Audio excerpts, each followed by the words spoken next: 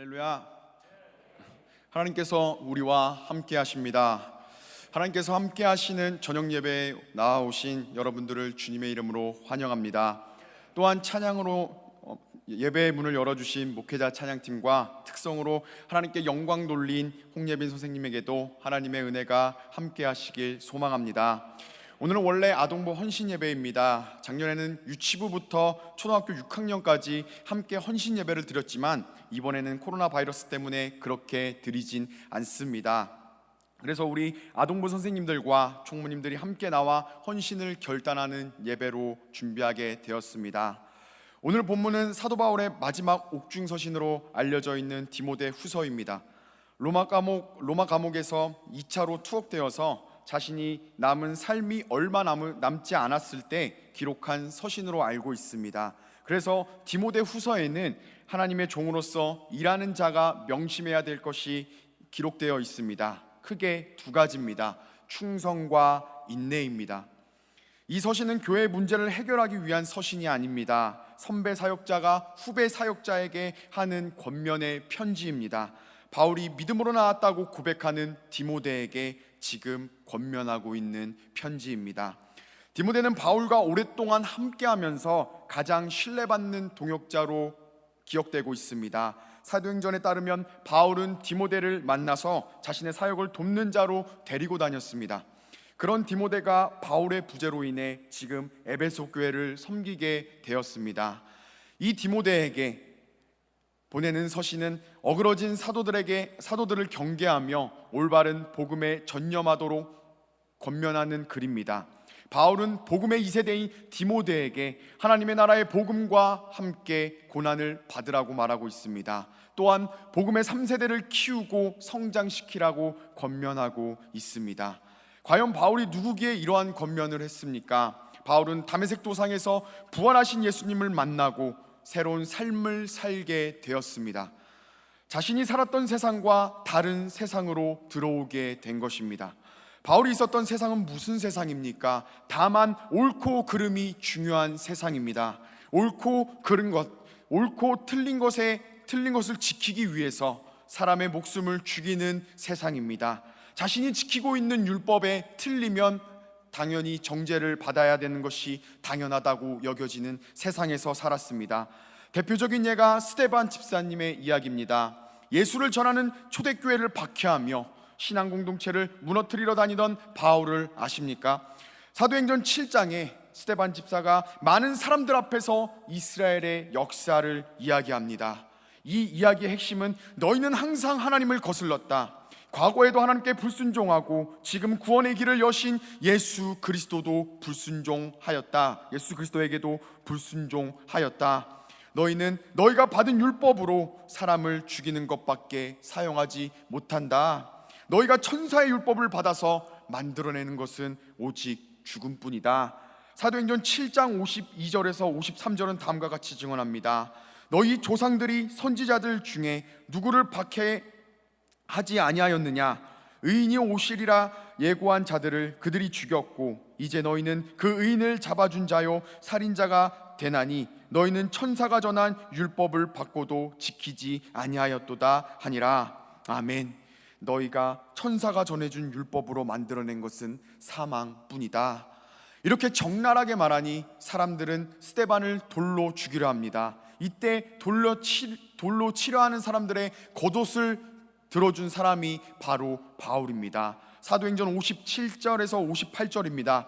그들이 큰 소리를 지르며 귀를 막고 일제히 그에게 달려들어 성 밖으로 내치고 돌로 칠세 증인들이 옷을 벗어 사울이라 하는 청년의 발 앞에 두니라. 아멘. 겉옷을 들어주다라는 말은 승인하다라는 말입니다. 바울도 스데반이 죽는 것에 승인한다라는 의미입니다. 즉 바울은 스데반을 죽인 사람입니다. 바울의 입장에서는 스데반이 틀렸기에 그는 죽어야 마땅한 사람입니다. 그 바울이 다메섹 도상에서 부활하신 예수님을 만나고 새로운 세상을 만나게 되었습니다. 그래서 바울은 예수님을 믿는 것을 다음과 같이 증언합니다. 고린도후서 5장 16절에서 17절입니다. 그러므로 우리가 이제는 어떠한 사람도 육신을 따라 알지 아니하노라. 비록 우리가 그리스도도 육신을 따라 알았으나 이제부터 그같이 알지 아니하노라. 그런즉 누구든지 그리스도 안에 있으면 새로운 피조물이라. 이전 것은 지나갔으니 보라 새 것이 되었도다. 아멘. 이제 바울은 예수님 안에서 새로운 피조물이 되었다라고 말합니다. 어떤 피조물입니까? 이 피조물은 육신을 따라 모든 것을 이해하지 않습니다. 새로운 이해를 가지게 되었습니다. 단지 옳고 그름의 세상에서 은혜의 세상으로 들어가게 된 것입니다.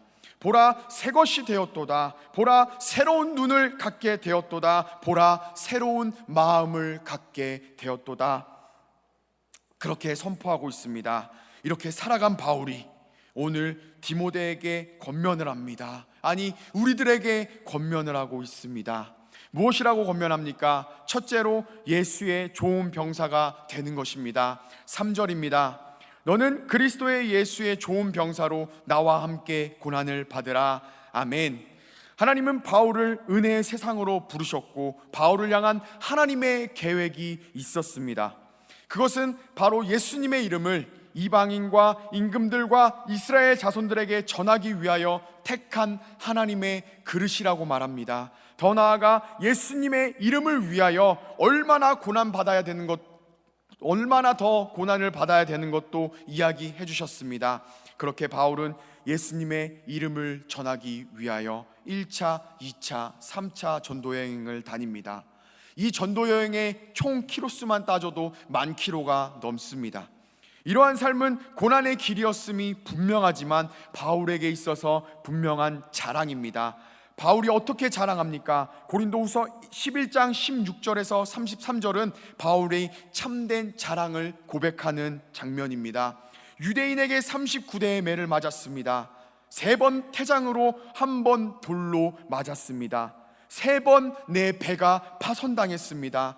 여러 번 자지 못하고 굶고 춥고 헐벗었습니다. 이 고백이 1년 안에 바울에게 일어난 것이겠습니까? 아닙니다. 예수를 만난 후 바울의 전 생애에서 일어났던 경험입니다. 바울이라는 사람을 묵상하면 저는 참으로 부끄러울 뿐입니다. 이런 바울이 갈라디아 교회가 할례를 행한다는 이야기를 듣고 화를 내기 시작합니다. 얼마나 화를 내기 시작했는지 바울이 다른 복음을 전하는 사람에게 다음과 같이 선포합니다. 다른 복음을 전하는 사람은 저주를 받을지어다. 유대 그리스도인들은 할례를 행하는 것과 예수를 믿는 것을 함께 해야 구원을 받는다라고 주장했습니다. 이 주장에 바울은 다음과 같이 말합니다. 갈라디아서 5장 12절입니다. 너희를 어지럽게 하는 자들은 스스로 베어버리기를 원하노라. 아멘.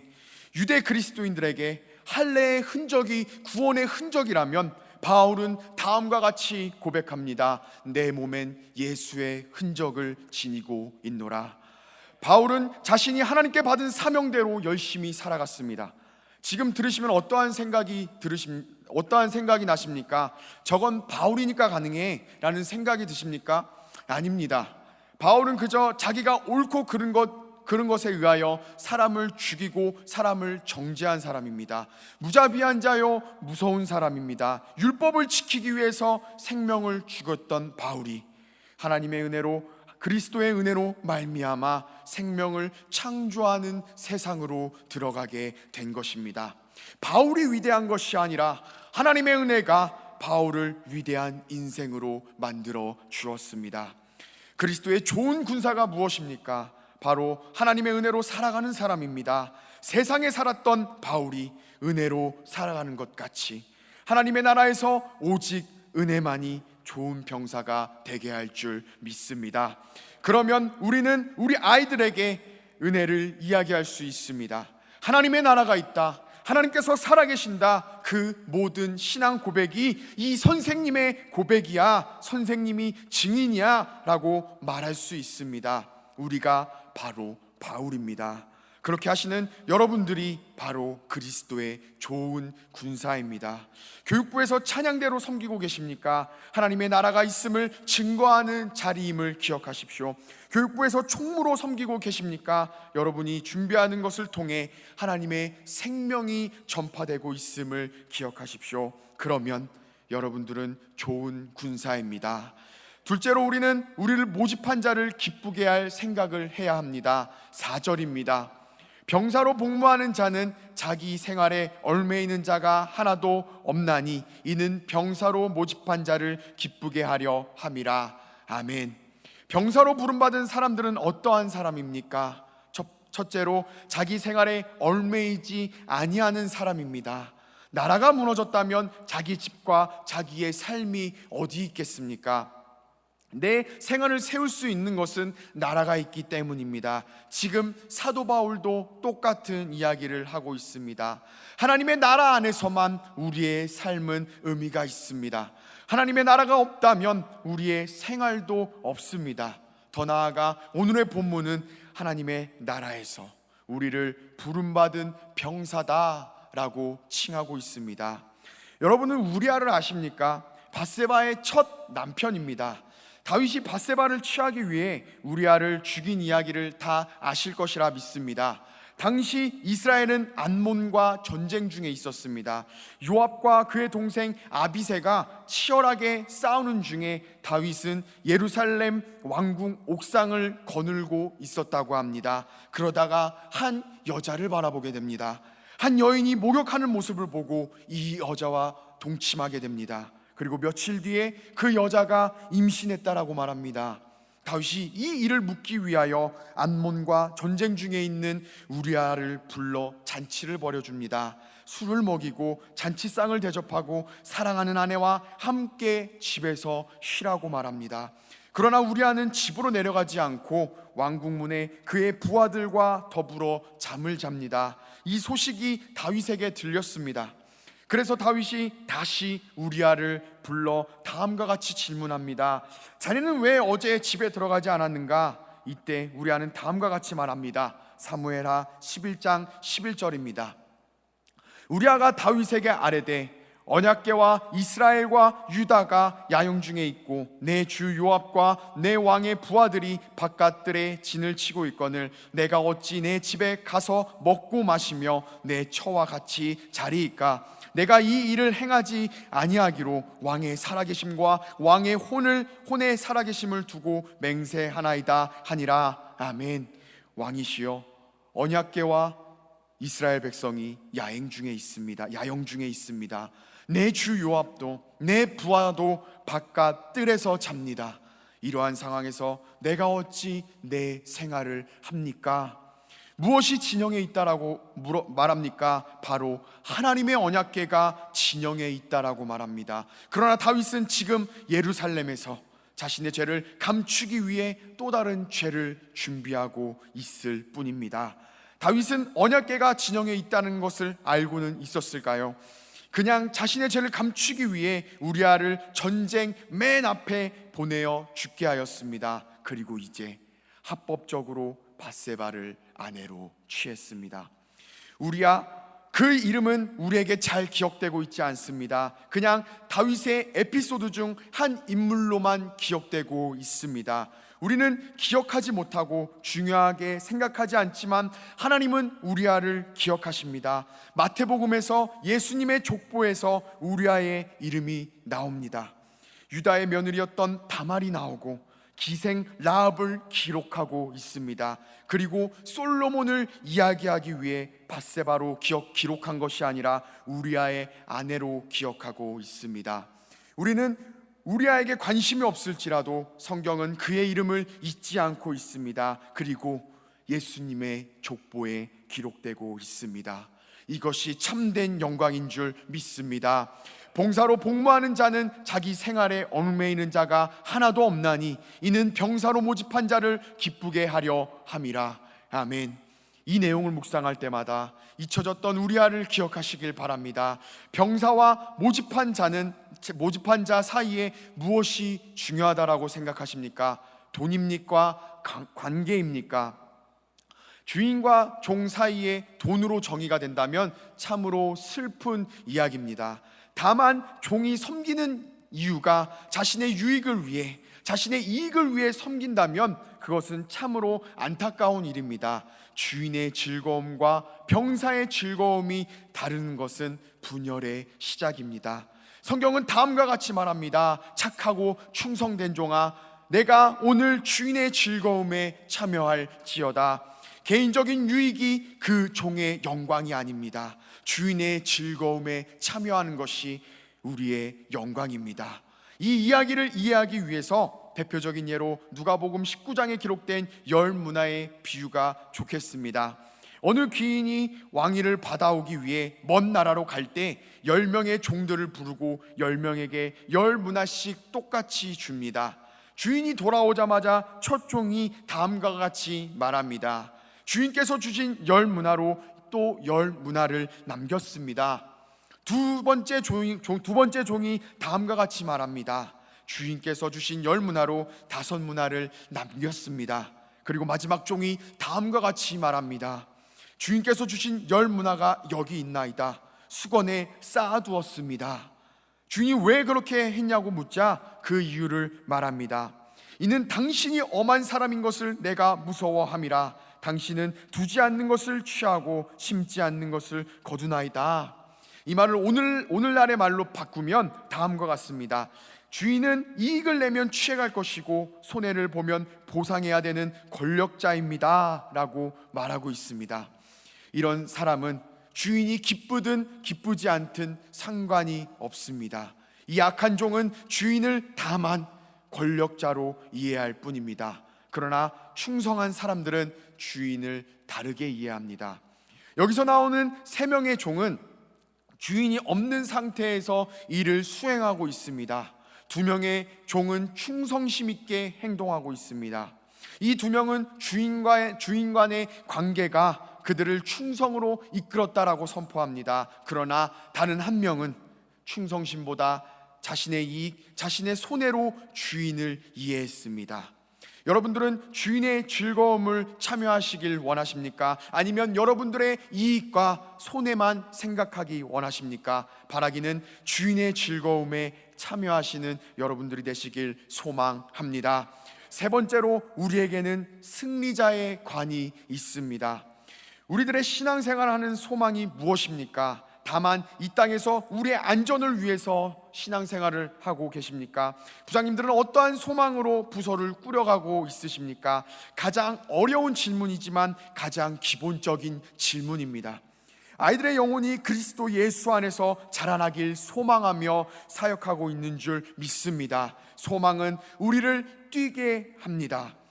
사도 바울은 정말 허황된 소망을 품고 있었습니다. 그것은 할 수 있는 대로, 자기의 삶이 다하는 대로 이방인들에게 복음을 전하는 것입니다. 바울이 왜 전도하고 있습니까? 자신이 교주가 되어 자신을 중심으로 하는 바울과 그의 사람들을 만드는 것이 그의 소망입니까? 아닙니다. 내가 만난 부활의 예수를 전하여 이들도 하나님을 알고 그리스도를 아는 지식에 충만하여 하나님의 나라에서 새로운 피조물이 되기 원했습니다. 바울이 이 일을 자기 혼자 하지 않고 사람들을 세웠습니다. 그렇게 에베소에서 두란노 서원에서 2년 동안 하나님의 말씀을 강론하는 시간을 가졌습니다. 진 에드워즈 목사님은 자신의 책 디모데의 일기에서 이 장면을 재미있게 각색해서 표현했습니다. 책의 내용입니다. 바울은 도란노에서 10명의 제자를 세웠다. 디모데, 디도, 가이오, 아리스다고, 세군도, 소바도, 소스데네, 두기도, 드라비모, 에바브라, 빌레몬입니다. 이 10명을 2년 동안 주의 말씀으로 훈련시켰습니다.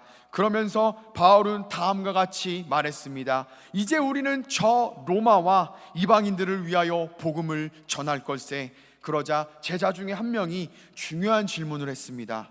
선생님, 이 10명으로 저 넓은 로마와 이 많은 이방 사람들에게 어떻게 복음을 전합니까? 라는 질문에 바울은 다음과 같이 증언합니다. 우리가 가는 곳마다 교회를 세운다면 가능할 걸세. 교회를 세운다는 것은 믿음의 공동체를 세운다라는 의미입니다. 즉 사람들을 세운다라는 의미입니다. 바울이 복음을 전하는 통로로 무엇을 세우고자 했습니까? 바로 교회입니다. 즉 사람들을 그리스도인으로 세우고자 하는 것입니다. 이렇게 바울은 사람을 세우는 일을 교회를 세우는 일과 동일하게 이해했다고 에드워즈 목사님은 말씀하십니다. 우리가 바로 서야 우리의 공동체가 바로 섭니다. 우리 선생님들이 바로 서야 우리 반 아이들이 바로 설 줄 믿습니다. 바울은 교회를 세우기 위해, 사람을 세우기 위해 열심을 다해 사역을 했습니다. 그리고 그의 마지막 때가 다가와서 다음과 같이 증언합니다. 디모데후서 4장 7절에서 8절입니다.